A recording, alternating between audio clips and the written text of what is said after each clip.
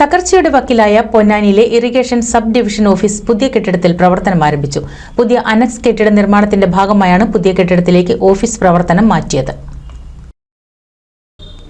Ponnani civil station ക്യാമ്പസിൽ പ്രവർത്തിച്ചു വരുന്ന ജലസേചന ഉപവിഭാഗം അസിസ്റ്റന്റ് എക്സിക്യൂട്ടീവ് എഞ്ചിനീയറുടെ കാര്യാലയവും അസിസ്റ്റന്റ് എഞ്ചിനീയറുടെ കാര്യാലയം ഇറിഗേഷൻ സെക്ഷൻ 1 പൊന്നാനി എന്നീ സെഷൻ കാര്യാലയങ്ങളുമാണ് പുതിയ കെട്ടിടത്തിലേക്ക് മാറിയത്. ചമ്രവട്ടം പ്രൊജക്ട് ഡിവിഷന്റെ കീഴിലുള്ള ഇൻസ്പെക്ഷൻ ബംഗ്ലാവിലേക്കാണ് ഓഫീസ് തിങ്കളാഴ്ച മുതൽ താൽക്കാലികമായി മാറിയത്. പുതിയ അനക്സ് കെട്ടിട നിർമ്മാണത്തിന്റെ ഭാഗമായാണ് പുതിയ കെട്ടിടത്തിലേക്ക് ഓഫീസ് പ്രവർത്തനം മാറ്റിയത്.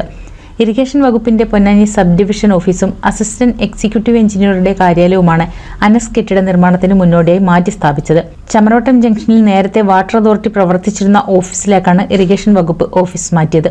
നിലവിലെ ഓഫീസ് താലൂക്ക് ഓഫീസ് കോമ്പൗണ്ടിൽ ഓടിട്ട പഴയ കെട്ടിടത്തിലാണ് പ്രവർത്തിക്കുന്നത്.